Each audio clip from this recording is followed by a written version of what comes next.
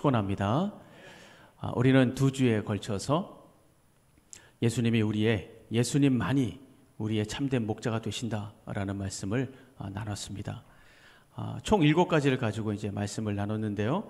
첫 번째는 예수님을 양을 먼저 생각하신다. 또 두 번째는 예수님은 참된 목자는 새로운 세계를 보게 한다. 그리고 세 번째는 풍성한 생명을 공급하신다. 그리고 네 번째는 선한 목자, 목숨까지 내어주신다. 그리고 다섯째는 다른 양들까지 우리 주님께서 바라보시고 사랑을 공급하신다. 여섯째는 자기를 버리는 것을 두려워하지 않는다. 일곱 번째는 스스로 자원하신다. 이렇게 우리가 7가지를 가지고 말씀을 나눴습니다.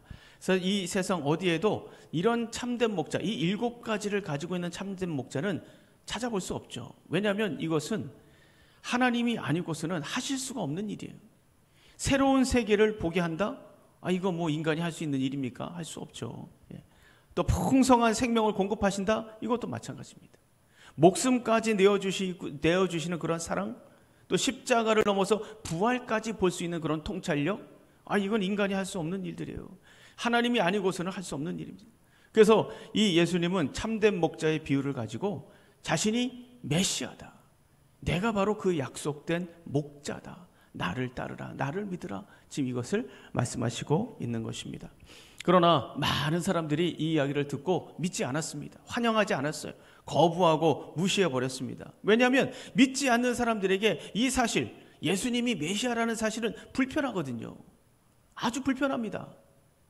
이 세상에 젖어 사는 사람들, 이 세상이 전부라고 생각하는 사람들, 그래서 믿고 싶지 않은 사람들에게는 예수님의 말씀은 욕심을 드러내고 탐욕을 드러내고 죄가 드러나기 때문에 굉장히 불쾌하거든요.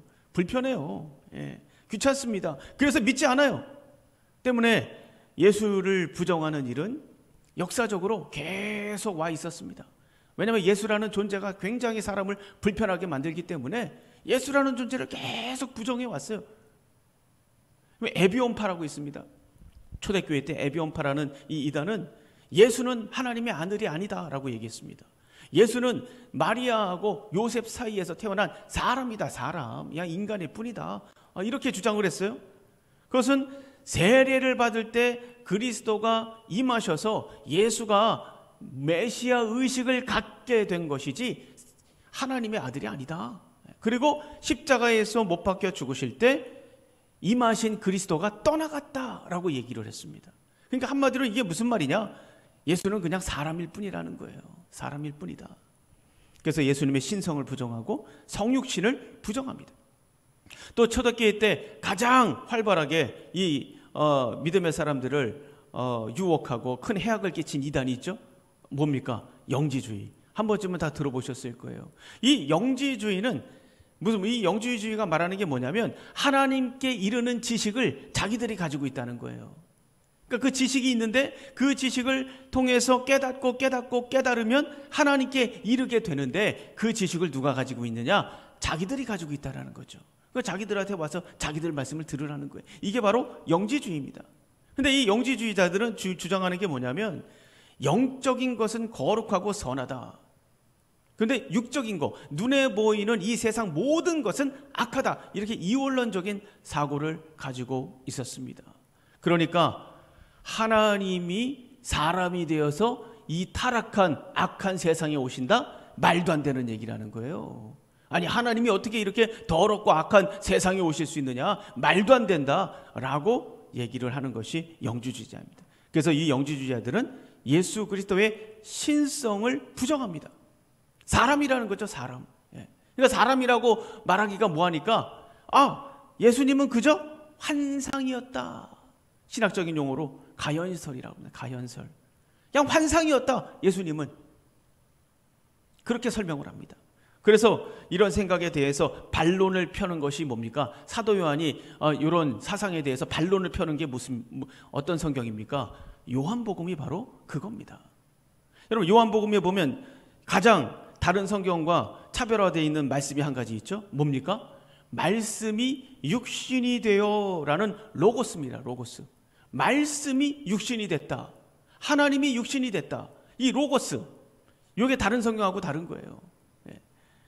이 로고스라는 단어를 하나 집어넣습니다. 그러니까 하늘에 계신 하나님, 말씀이신 하나님이 사람의 몸을 입고 이 땅에 오셨다. 그 이유가 뭐냐? 그것은 바로 사랑 때문이다. 이것을 말하고 있는 게 바로 요한복음이에요. 여러분, 요즘 이단들을 보세요. 그러니까 지금도 영지주의가 있어요. 영지주의. 요즘 이단들을 보시면요, 구원받는 비밀이 자기들에게 있다고 그래요. 그러니까 자기 설교를 들어야 되고, 우리 멤버십을 가져야 되고, 자기들 말을 들어야 된다. 그래야 구원받을 수 있다. 나름대로 방법론, 구원받는 방법론을 가지고 있습니다. 이 이단들이. 구원은 예수 그리스도밖에 없는데 다른 지식을 말한다라는 거죠. 그게 바로 영지주의에서 뿌리내린 사상들이에요. 또 여러분, 유럽의 교회들을 보세요. 무너진 이유가 뭡니까? 유럽에 있는 교회가 거의 다 무너져 버렸어요. 그 이유가 뭡니까? 여러 가지 이유가 있지만 가장 큰 역할을 했던 것이 바로 자유주의 신학이에요. 자유주의 신학. 이 자유주의 신학은 뭐냐? 한마디로 예수를 인간으로 보는 거예요. 간단하게 말하면 그겁니다. 그러니까 성경도 하나님 말씀이 아니라 인간이 만들어낸 것이다. 그래서 그 성경 속에 있는 동정녀 탄생, 부활, 승천, 천지창조, 예수님이 물 위를 걸은 거, 이런 모든 어떤 우리가 가지고 있는 전통신앙 다 부정해버립니다. 그거 다 신화야. 그거 다 꾸며낸 얘기야. 거짓말이야. 믿지 않아요. 그 사람들은 뭘 믿냐? 성경에서 윤리와 도덕만 남겨놓은 거예요. 윤리와 도덕. 그리고 예수는 인간이다. 이렇게 선포를 합니다. 그래서 이런 잘못된 신앙 때문에 영국의 목회자 3분의 1이 부활을 믿지 않아요. 부활을 믿지 않습니다. 그리고 2분의 1이 십자가 사건을 부정합니다. 4분의 1이죠. 4분의 1이 십자가 사건을 부정하고 2분의 1이 다른 종교에도 구원이 있다라고 말한다는 거예요. 그래서 이 자유주의 신학 때문에 영국 교회가 무너지고 유럽에 있는 교회가 다 무너진 거 아니겠습니까? 또 요즘에는요, 큐어 신학이라고 있어요. 여러분 들어보셨습니까? 큐어 신학. 동성애를 옹호하는 사람들이 만들어낸 신학이에요. 이 사람들은 예수님이 동성애자라고 얘기합니다. 참 기가 막힐 노릇이죠. 그리고 다윗과 요나단, 이 사람들도 동성애자라는 거예요. 부활이라는 게 뭐냐? 남녀가 성이 해방되는 날을 부활이다. 그날이 바로 부활이다. 그러니까 이 성적인 모든 장벽이 무너지는 그날이 바로 부활이라는 거예요. 심각한 이단이죠. 자, 이런 모든 이단들의 주장을 한번 살펴보면 한결같은 주장은 뭡니까? 예수님이 하나님이 아니라는 겁니다. 이거예요. 요점은. 그저 인간일 뿐이다. 아무것도 아니다. 그럼 이유가 뭐냐? 그 이유를 파고 들어가면 사실 거기에는 뭐가 있습니까? 인간의 교만과 욕심과 타락이 또아리를 들고 있어요. 바로 그거예요, 사실은. 그러니까 자기 입맛대로 살고 싶은 거죠. 자기 욕심대로 살고 싶은 겁니다. 자기 편안한 대로 살고 싶은 거예요. 건드리지 말라는 거죠.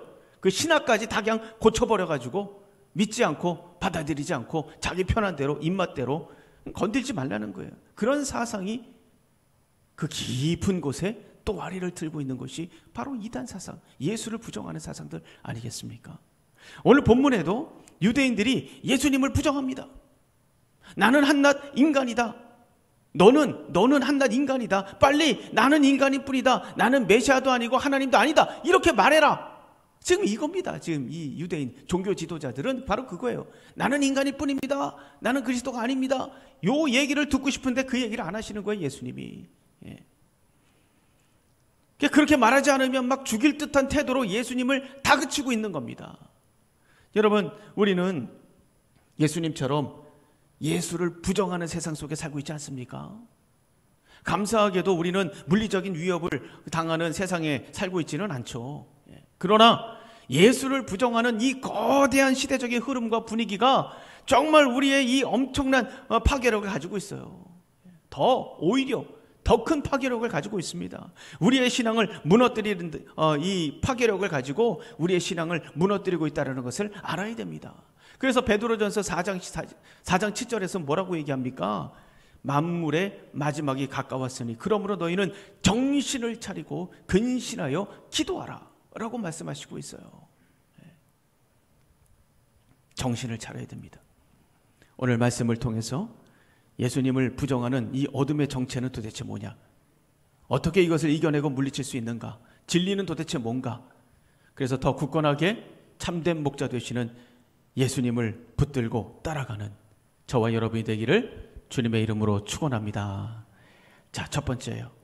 양은 목자의 음성을 듣는다. 우리 한번 따라해 주세요. 양은 목자의 음성을 듣는다. 여러분 27절을 보세요. 다 같이 보겠습니다. 우리 다 같이 한번 읽어볼게요. 27절 시작. 내 양은 내 음성을 들으며 나는 그들을 알며 그들은 나를 따르느니라. 예수님께서 성전 동쪽을 거닐고 계셨어요. 그때 유대인들이 아마도 성전이었기 때문에 종교 지도자들이었을 겁니다. 이 사람들이 예수님을 애워쌌어요.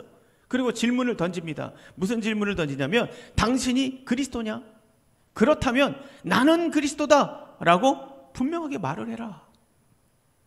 돌려서 말하지 말고 나는 그리스도다 이렇게 말을 해라. 왜 자꾸 헷갈리게 만드냐? 지금 이런 얘기를 하고 있는 겁니다. 사실 예수님은요, 딱 떨어지게 내가 그리스도다, 내가 하나님이야 이렇게 말한 적이 없어요.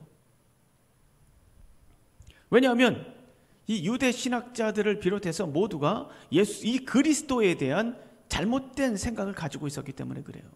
여러분도 잘 아시다시피 이 사람들이 기다리던 그리스도는 어떤 그리스도입니까? 독립, 정치적인 독립, 그리고 경제적으로 자기들을 이끌어줄 그런 세상적인, 지극히 현세적인 그리스도를 기다리고 있지 않았습니까? 그래서 이런 그리스도를 생각하고 있었기 때문에 내가 그리스도다라고 했을 때 예수님을 오해할 수밖에 없는 거예요. 그리고 또 한 가지, 그 당시에 신을 연구하는 사람들이 이 메시아에 대한 신화적인 요소를 많이 가미를 했습니다. 그래서 그리스도라는 호칭을 사용하게 되면 그것을 이 신학자들이 말하는 그것을 스스로 인정하는 꼴이 되기 때문에 예수님께서는 대놓고 내가 그리스도다라고 말씀하시지 않았어요. 헷갈리게 하지 않기 위해서. 그러면 예수님은 어떻게 하셨습니까? 아주 명확하게, 더 분명하게 자기의 정체를 드러내셨어요. 어떻게 해요? 구약 성경을 가지고 얘기했습니다. 무엇 때문에 이 세상에 오시는지 그 의미를 명확하게 드러내주는 구약 성경, 이걸 가지고 자기가 본인이 메시아라는 것을 말씀해 주셨어요. 그래서 구약의 예언들, 표적들을 인용하고 풀어주면서 이 구약을 사용하셔서 내가 바로 약속되신 메시아다, 이것을 분명하게 밝히셨습니다. 그리고 선지자들의 예언을 통해서 자신의 정체를 또 드러내지 않았습니까? 그래서 이 예수님의 말씀과 행동, 그리고 이 기적들을 구약 성경과 비교해 볼 마음이 있는 사람이라면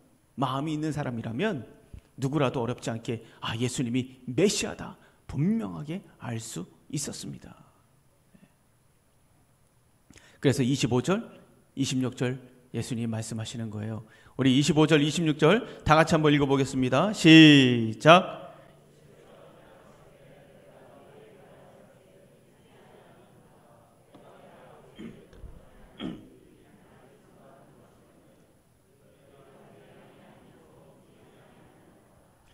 그러니까 증거가 확실한데도 불구하고 믿지 않는 것은 너희들이 내 양이 아니기 때문이다.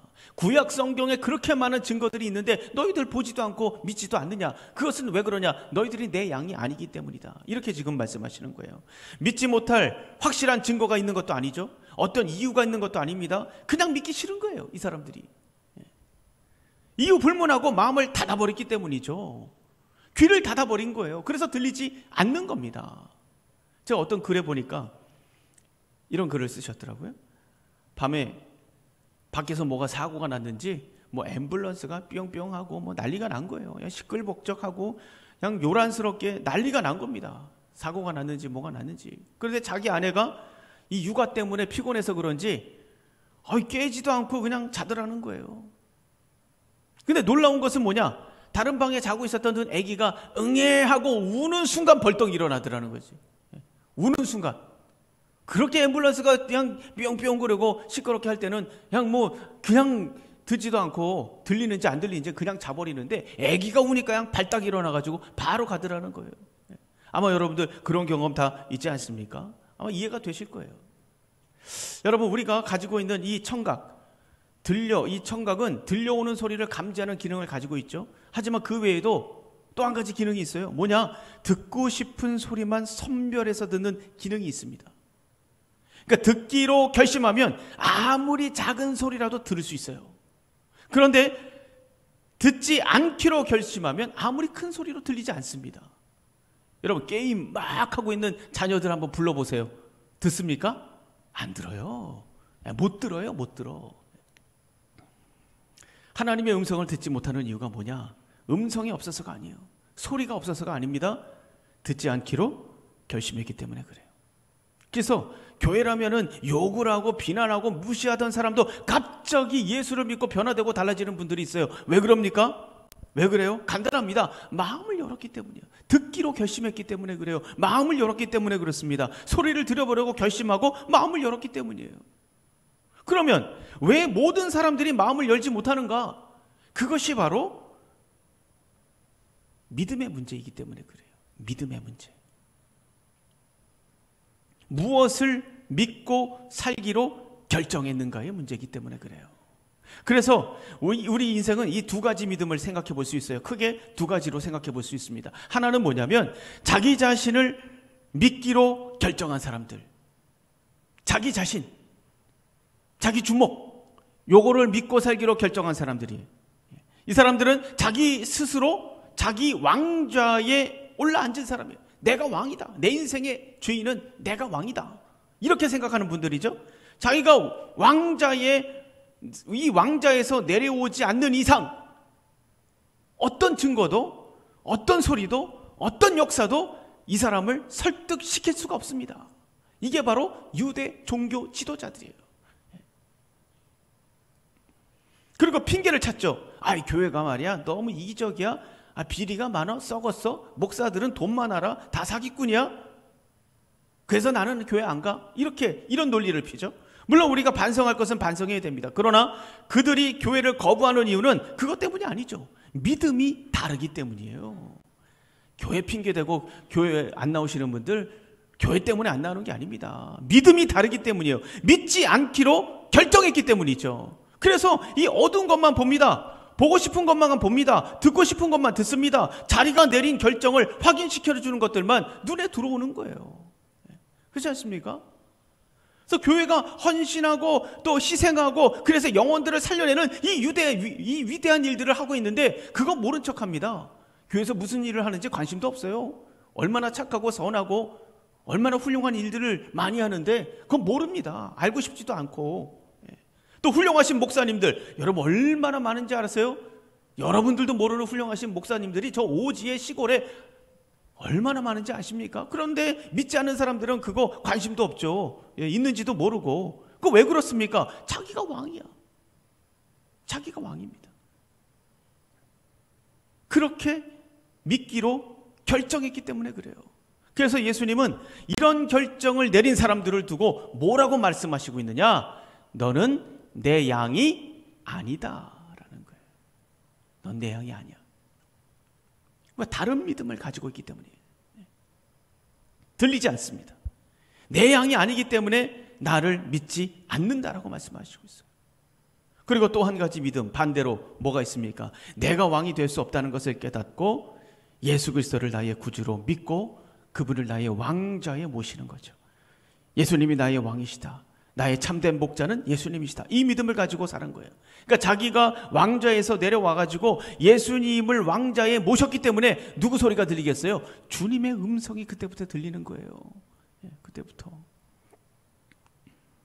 그래서 이런 믿음을 가진 사람들을 예수님은 뭐라고 말씀하십니까? 나의 양이다 라고 말씀하시고 있어요. 그리고 내 양은 내 음성을 들으며 라고 말하고 있죠. 예수님이 나의 구주라는 것이 믿어지지 않는다? 참된 목자라는 것이 믿어지지 않는다? 이건 증거가 없어서가 아니에요. 증거는 널려 있습니다. 기적이 없어서가 아닙니다. 기적도 널려 있지 않습니까? 전하는 자가 없어서가 아니에요. 전하는 사람 얼마나 많습니까? 교회가 무슨 사회적인 역할을 못하고 비리가 있고 이기적인 집단이기 때문입니까? 아닙니다.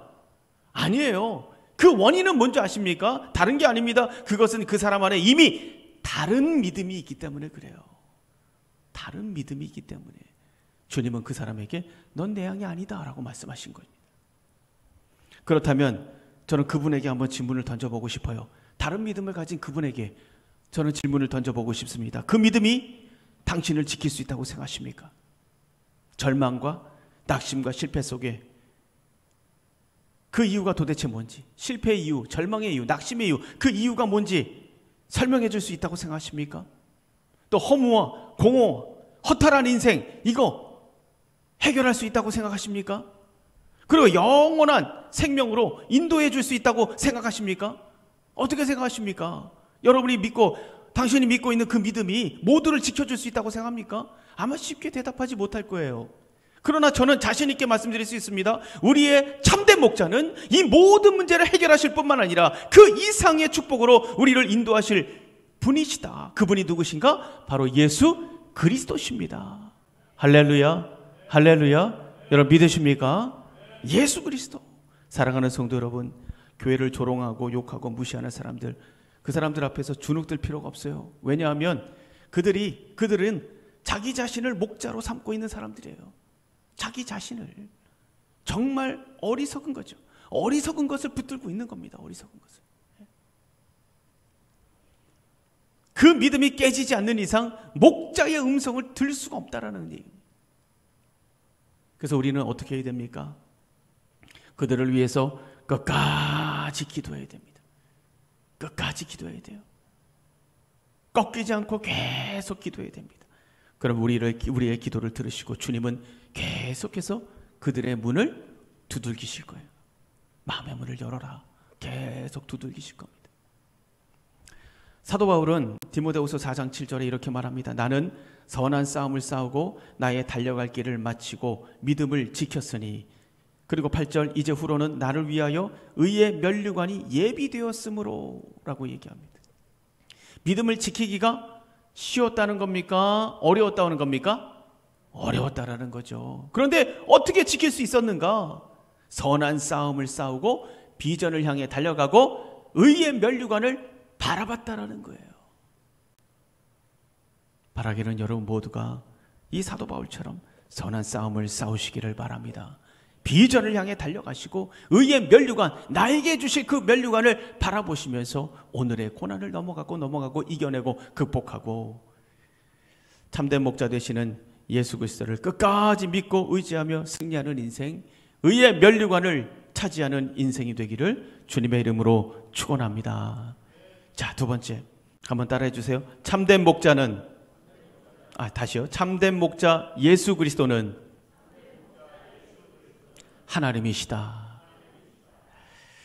여러분, 예수님은 드디어 이 유대인들에게 자신을 드러내십니다. 30절 보세요. 거기서 뭐라고 얘기합니까? 나와 아버지는 하나다라고 말씀하십니다. 야, 이건 굉장한 선포죠. 유대인들이 이 소리를 듣고 분노했습니다. 이건 신성모독이다. 신성모독. 감히 하나님과 자기가 하나라고? 신성모독이다. 33절 보세요. 유대인들이 대답하되 선한 일로 말미암아 우리가 너를 돌로 치려는 것이 아니라 신성모독으로 인함이니 내가 사람이 되어 자칭 하나님이라 함이로다. 너가 사람 주인 주제에 어떻게 하나님이라고 그래? 신성모독이야. 그러면서 돌을 집어서 던지려고 그래. 여러분, 기독교의 핵심이 바로 여기에 있습니다. 기독교의 핵심이 바로 이거예요. 예수님이 하나님이시냐 인간이냐. 만약에 예수님이 인간이라면 문제가 생깁니다. 하나님이 아니고 그냥 인간이라면 문제가 생겨요. 어떤 문제가 생깁니까? 인간은 인간을 구원할 수가 없어요. 인간이 인간을 어떻게 구원합니까? 인간은 자기도 죄인인 주제에 어떻게 다른 죄인을 구원할 수 있어요?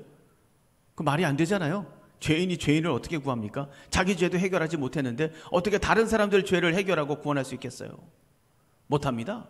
여러분 잘 아시는 불교계에서 정말 존경받고 성불의 경지까지 갔다는 성철 스님 잘 아시잖아요.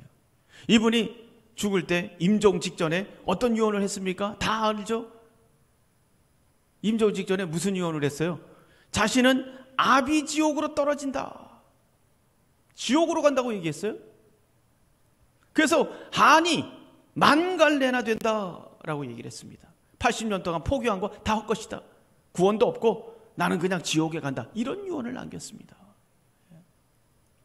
이렇게 세상의 모든 종교가 인간이 만든 거기 때문에 거기에는 구원이 있을 수가 없어요. 그렇지 않습니까? 인간이 죄 문제를 해결할 수 없기 때문입니다. 반대로 예수님이 인간으로 오시지 않았다면 이것도 문제가 됩니다. 예수님이 인간이 아니라면 이것도 문제예요. 어떤 문제가 발생하냐? 인간이 아니었다면 모든 게 다 가짜가 됩니다. 이해가 되세요?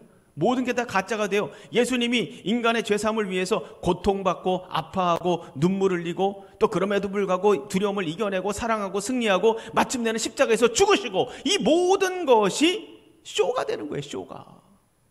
진짜 아팠던 것이 아니에요. 아픈 척했던 것이지. 인간이 아니라 하나님이신데 아니 어떻게 아프고 고통스럽고 두렵고 죽고 그럴 수 있겠습니까? 인간이 아니라면. 그 아팠던 거 다 거짓말 아니에요? 그냥 쇼로 보여주신 거 아닙니까? 그러니까 하나님이 어떻게 이 죽음의 고통과 두려움을 겪을 수 있겠어요? 환상에 불과한 것이 되고 말아버립니다. 다 거짓말이 되고 마른 거예요. 자, 그래서 결론은 뭡니까?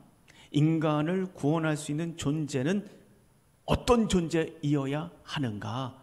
결론은 뭐냐? 하나님이시면서 인간이 되신 분이어야 돼요. 그래야 우리를 구원할 수 있습니다. 여러분 이해가 되십니까? 하나님이시면서 인간이 되신 분만이 우리를 구원할 수 있어요. 그게 누구십니까? 예수 그리스도. 말씀이 육신이 되어 우리에게 오신 예수 그리스도. 예수님은 100% 하나님이시고 100% 인간이십니다. 이것은 인간의 이해력을 가지고는 이해할 수 없어요. 그러나 성경 전체가 이것을 증명하고 있습니다. 그래서 예수님은 유대인들에게 신성모독이라고 말하면서 돌로 치려고 할 때 이걸 설명해 주고 싶었어요. 그래서 34절부터 38절 한번 보세요. 자, 이런 개념을 가지시고 여러분 한번 좀 읽어보시면 좋을 것 같아요. 34절부터 37절까지 저랑 같이 한번 교독하겠습니다. 34절 제가 먼저 읽겠습니다. 예수께서 이르시되 너희 율법에 기록된 바 내가 너희를 신이라 하였노라 하지 아니하였느냐.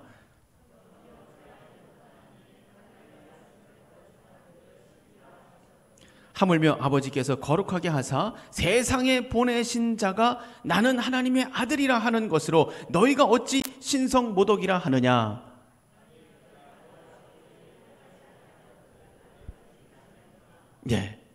예수님은 여기서 시편 82편 6절 말씀을 인용하시는 거예요. 신이다라고 했던 부분, 그걸 인용하고 있어요. 하나님께서도 하나님의 말씀을 받는 사람들을 가리켜서 신이다라고 표현을 했다는 겁니다. 아니 그런데 하물며 예수님은 하나님의 말씀을 받은 것뿐만 아니라 하나님께서 직접 보내신 분이다, 그 말을 하고 있는 겁니다. 예수님을 하나님의 아들이라고 하는 것이 무슨 신성모독이냐. 하나님의 말씀을 받았을 뿐만 아니라 하나님께 직접 보냄을 받은 분인데, 아니 하나님의 아들이라고 하는데 무슨 그게 신성모독이냐. 왜 믿지 못하느냐. 왜? 그리고 정 믿지 못한다면 내 말을 믿지 못하겠거든 내가 하는 일을 좀 봐라. 일을 38절에서 얘기하고 있죠. 하나님께서 역사하시지 않으면 할 수 없는 일들을 지금 내가 하고 있지 않느냐. 이런 이적과 표적들을 좀 봐라. 내 말을 믿지 못하겠거든 내가 행한 일들을 보고 믿어라. 이 말씀을 지금 하고 계신 겁니다. 하지만 유대인들은 오히려 더 화를 냈습니다. 왜냐하면 그들은 보고 싶은 것만 보고 보고 싶은 대로만 보았기 때문에, 증거가 없어서가 아니에요. 자신을 내려놓고 싶지 않았던 것이죠. 주님 앞에 자기를 내려놓고 싶지 않은 거예요. 그겁니다. 사랑하는 성도 여러분, 인간은 자기 인생의 참된 목자가 될 수 없습니다. 왜냐하면 우리가 왜 존재하는지도 증명할 수 없는 존재예요. 여러분 왜 존재하십니까? 증명할 수 있어요? 어디서 왔는지 증명할 수 있습니까? 없어요. 그런 존재가 인생에 대해서 뭘 말할 수 있겠습니까? 지금 당하는 이 고난, 그리고 앞으로 어떻게 될지, 왜 죽어야 되는 것인지, 그 이후에는 뭐가 있는지 여러분 말할 수 있습니까? 말할 수 없어요. 그 어떤 질문도 우리가 명쾌하게 대답을 할 수 없는 그런 존재입니다. 그렇기 때문에 우리가 방황하는 거예요. 그래서 타락하고, 그래서 교만하고 불안하고 두려워할 수밖에 없는 존재인 것입니다. 그렇게 무의미하게, 무가치하게, 허무하게 죽을 수밖에 없는 존재가 누구냐? 바로 여러분들이에요. 바로 우리들입니다. 저예요. 그래서 하나님은 우리에게 참된 목자이신 예수 그리스도를 보내주신 겁니다. 그분은 하나님이시고 인간이시죠. 이것은 인간을 구원하기 위해서 세우신 기가 막힌 하나님의 계획이에요. 100% 하나님, 100% 인간. 이건 정말 기가 막힌 하나님의 계획입니다. 그 누구도 상상할 수 없는 일이에요. 오직 하나님만 가능한 일이죠. 왜 이렇게까지 하시는가? 답은 하나예요. 우리를 사랑하시기 때문이죠. 여러분을 사랑하시기 때문입니다. 그래서 예수님은 믿음을 결정하고 반응하는 자신의 양들을 어떻게 하신다고 말씀하고 있어요. 28절부터 29절. 자기 양들을 어떻게 하신다? 내가 그들에게 영생을 주노니 영원히 멸망하지 아니할 것이요 또 그들을 내 손에서 빼앗을 자가 없느니라. 그들을 주신 내 아버지는 만물보다 크심에 아무도 아버지 손에서 빼앗을 수 없느니라 라고 말씀하고 있어요. 끝까지 내가 지킬 거다 라고 말씀하고 있지 않습니까? 믿음을 결정하고 참된 목자의 음성에 반응할 때 그곳에 영생이 임하고 구원이 임하고 끝까지 책임진다라고 말씀하시고 있습니다. 오늘 여러분 모두가 목자의 음성을 들으시기를 주님의 이름으로 축원합니다. 자, 마지막 세 번째예요. 한번 따라해 주십시오. 나는 참된 목자를 갈망하고 있는가? 자, 여러분은 갈망하고 계십니까?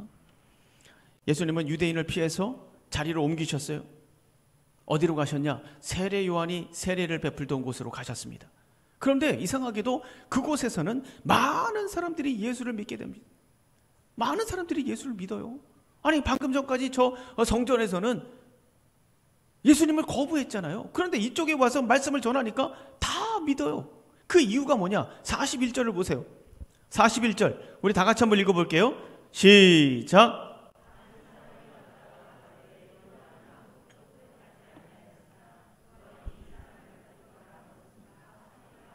그 이유가 뭐냐? 많은 표적을 행하시는 것을 보면서 아, 예수님이 메시아다라는 것을 믿었다는 거예요. 그리고 예수를 증거한 이 세례 요한의 증거가 아, 참이었구나, 이것을 고백했다. 사실 이런 반응은 방금 돌로 치려고 했던 이 종교 지도자들, 이 사람들에게 기대했던 모습이에요. 아, 이 사람들이 좀 그래야 되는데 이 사람들 돌로 치려고 했잖아요. 그런데 어찌된 일인지 성경을 더 잘 알고 있었던 종교 지도자들은 예수를 거절하고 오히려 변방에 있었던 사람들은 예수를 믿고 환영했단 말이죠. 아니, 도대체 이게 무슨 차이인가? 표적은 똑같은데, 병 고치고 기적을 일으키고 이거 다 똑같은 건데 종교 지도자들은 예수를 죽이려고 했고 변방에 있던 사람들은 오히려 환영했단 말이죠. 이게 도대체 뭐냐? 다시 말하면 지킬 것이 많은 사람들에게는 버림을 받은 거예요. 그리고 하늘의 은총을 사모하는 갈급한 심령들, 이 갈급한 심령들에게는 영접을 받은 것입니다. 그러니까 이것은요, 기적 자체가 문제가 아니죠. 기적이 있고 없고의 문제가 아니에요. 어떤 증거가 있다 없다의 문제도 아닙니다. 이게 뭐냐? 자기 안에 있는 편견과 아집, 자기가 만들어 놓은 이 바벨탑, 이 바벨탑을 쌓고 진리를 모른 척하는 사람들은 예수가 누군지 알 수가 없는 겁니다. 그러나 자기의 한계를 깨닫는 사람들, 하늘의 은혜가 없이는 살 수 없다라는 것을 깨닫는 사람들, 예수가 보이는 거예요. 오늘 우리 모두에게 참된 목자 되시는 예수님을 갈망하는 마음이 회복되기를 주님의 이름으로 축원합니다. 그 갈망하는 마음 가운데 주님이 임하시는 거예요. 성경에서는 갈망하는 마음을 또 어떻게 표현하냐면 마음이 가난하다라고 표현을 합니다. 마음이 가난하다. 그래서 이사야 66장 2절에 보면 무릇 마음이 가난하고 심령이 통회하며 내 말을 듣고 떠는 자는, 떤다라는 건 경외한다라는 뜻입니다. 경외한다. 하나님을 경외한다. 그 사람은 내가 돌보려니와 라고 얘기하고 있어요. 돌보려니와. 마음이 가난하고, 그러니까 하나님을 갈망하는 사람들, 심령의 통회가 있는 사람들, 하나님 앞에 경배하는 사람들, 이 사람들은 내가 돌본다. 그리고 마태복음 5장 3절 뭐라고 얘기하고 있습니까? 심령이 가난한 자는 복이 있나니, 심령이 가난하다? 하나님을 갈망하는 마음을 가진 자를 말하는 거 아닙니까? 하나님을 갈망하는 마음을 가진 자는 복이 있다. 천국이 그들의 것이다 라고 말씀해 주시고 있습니다. 여러분, 우리 마음 가운데 갈급한 마음, 가난한 마음이 회복될 때 주님이 그곳에 임하실 줄로 믿습니다. 그래서 여러분을 구원하시고 위로하시고 돌보시고 치유하시고 고치시고 그리고 보호하시고 놀라운 축복으로 인도하신다라는 것을 여러분 믿으시기를 주님의 이름으로 축원합니다. 사랑하는 성도 여러분, 목자의 음성을 들으시기를 바라요. 우리가 힘들어하고 괴로워하고 있는 이유가 뭡니까? 여러분 생각해 보세요. 여러분 지금 힘들어하고 괴로워하는 이유가 뭐예요? 나는 돈이 없어서 그렇습니다. 돈만 있으면 안 그럴 텐데. 아니요. 저는 백이 없어요. 백만 있으면 좀 아니요. 전 능력이 없어요. 아니요. 저는 스펙이 없어가지고. 아닙니다. 착각하지 마세요. 그것 때문에 여러분들이 괴롭고 힘든 게 아니에요. 우리가 두려워하고 불안한 이유, 괴로운 이유는 뭐냐? 목자의 음성을 놓쳤기 때문에 그래요. 목자의 음성을 놓쳤기 때문입니다. 다른 거 아니에요. 목자의 음성을 듣는 사람은 두려울 게 없습니다. 왜? 목자가 계시기 때문에.